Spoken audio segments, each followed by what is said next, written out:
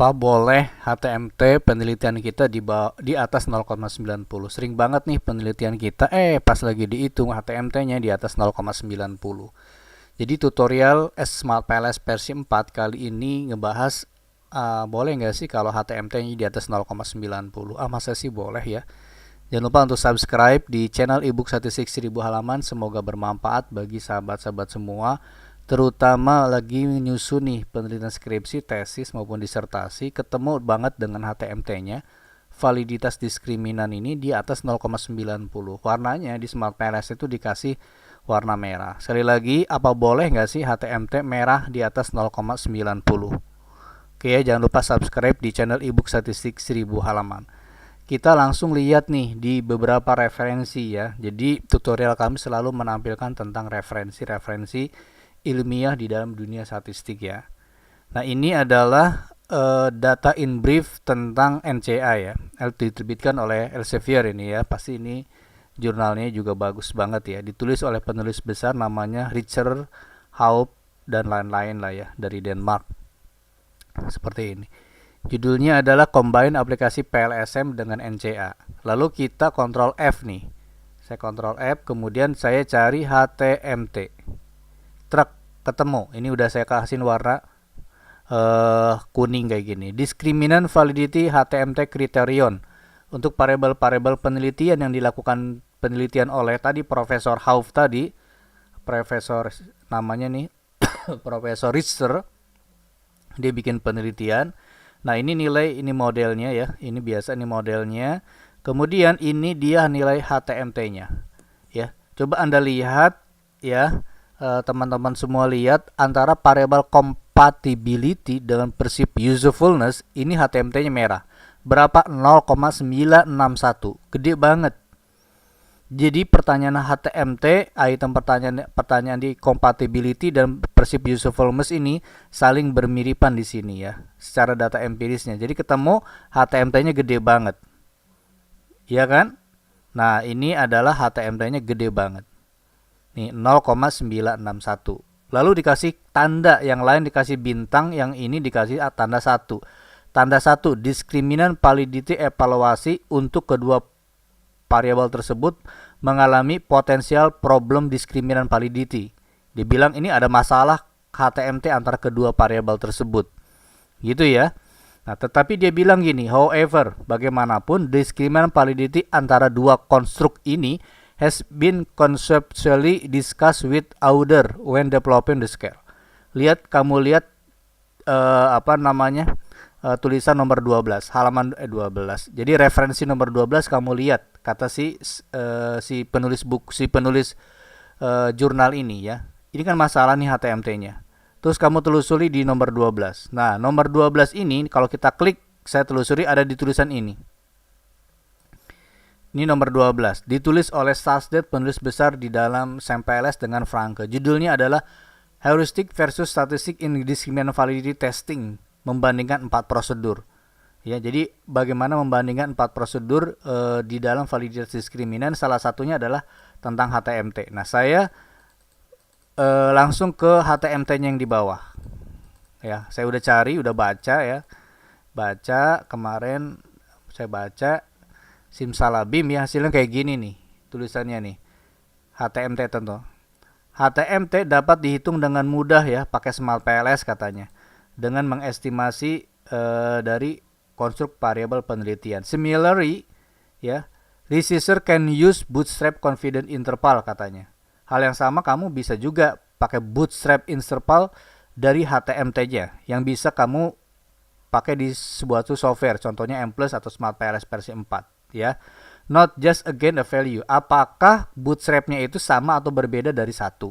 But against any special value such as 0,85 atau 0,90 might raise concern and about discriminant validity. Dia bilang bisa juga pakai ukuran 85 atau 90 ya selain 1.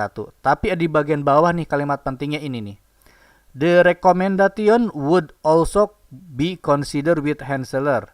Advice that choice HTMT cutoff depend on conceptual similarity construct under investigation how conservative ini. Jadi kira-kira tulisan ini ya, saya tanyain sama ChatGPT nih biar saya nggak salah menerjemahkannya nih. Ini udah saya copy paste, kemudian saya pindahkan ke ChatGPT nih. Hey ChatGPT, makna tulisan ini apa sih? Dia dijawab kayak begini. Nah, jawaban ini saya pindahkan ke PowerPoint ya. Kira saya biar tulisannya gede banget. Bisa dilihat gede banget. Nih, tulisannya kayak gini. Kalimat ini, kata GPT, menekankan bahwa tidak ada satupun cut-off HTMP yang saklek banget. Memang di buku-buku statistik dibilangin 0,85, 0,90, kalau di bawah itu gagal merah.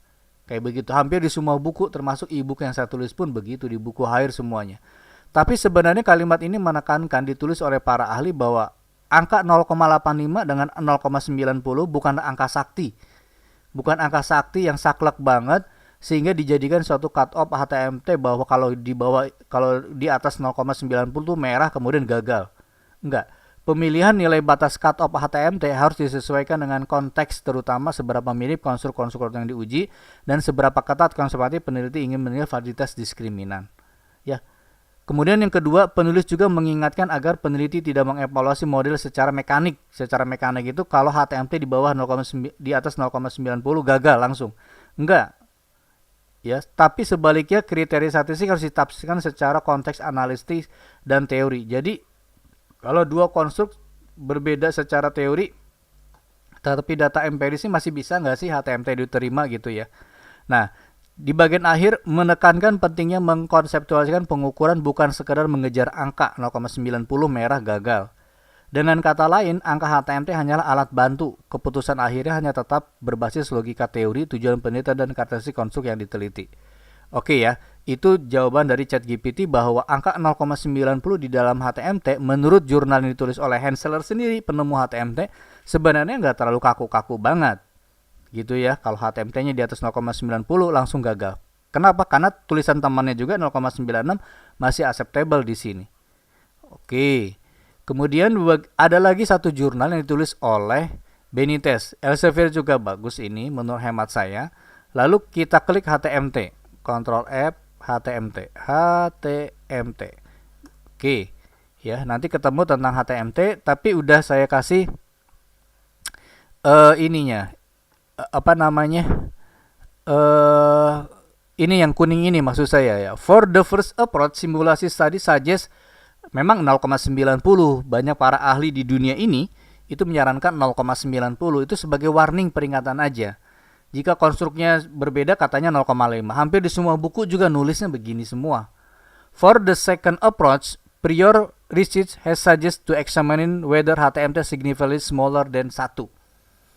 Tetapi apakah HTMT-nya itu di atas 0,90 itu berbeda dari 1 apa enggak? Maksudnya kira-kira kayak gitu.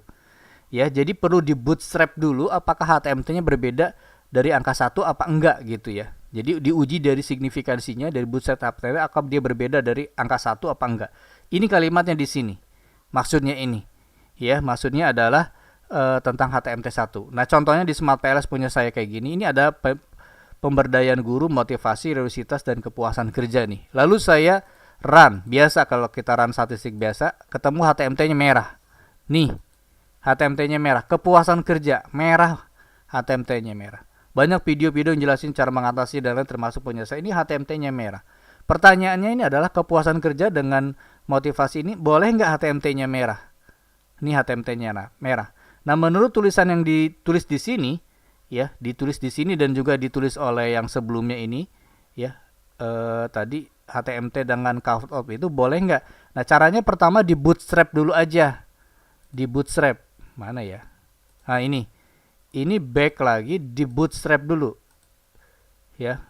5000 tapi pilihnya jangan yang pilih faster, pilih yang slower, ini nih. Nanti ketemu yang hasil dari bootstrap dari HTMT yang. Nah, kemudian pilih di bagian bawah HTMT nih. Ini nilai HTMT nih. HTMT antara motivasi dengan kepuasan kerja 0,904 memang di atas 0,90. Tapi batas atasnya, nah ini batas atasnya. 97,5% itu masih di bawah 1.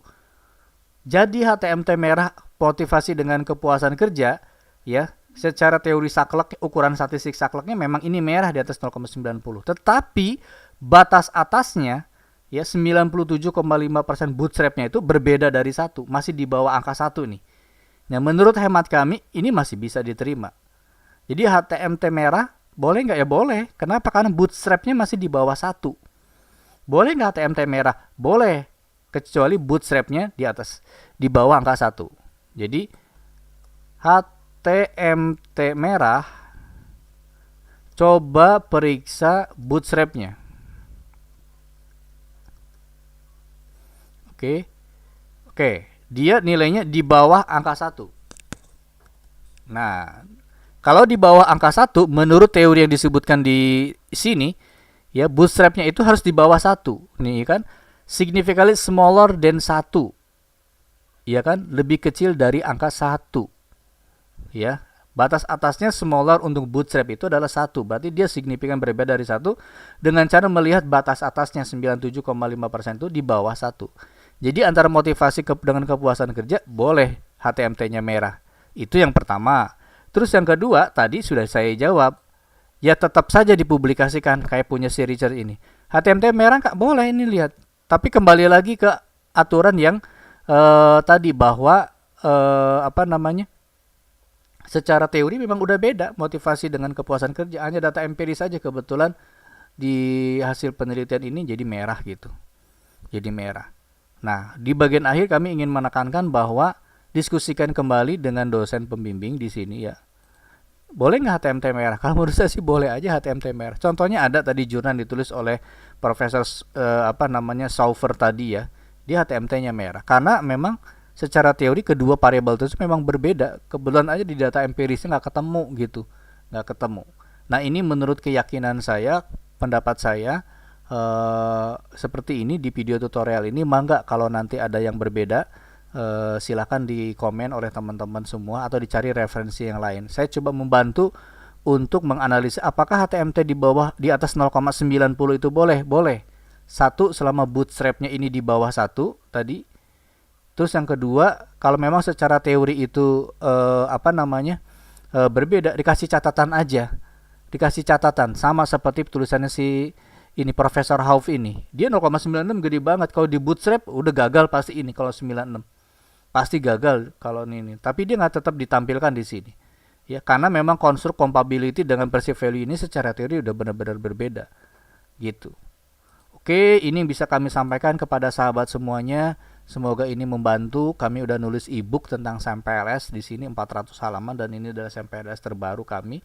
Ini link ebook statistik kami, link ID ebook statistik membeli di toko online kami dan ebooknya udah terkirim otomatis ke email. Terima kasih. Assalamualaikum warahmatullahi wabarakatuh.